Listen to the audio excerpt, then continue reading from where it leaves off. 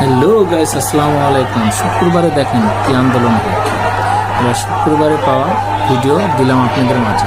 অবশ্যই like, comment এবং subscribe করবেন।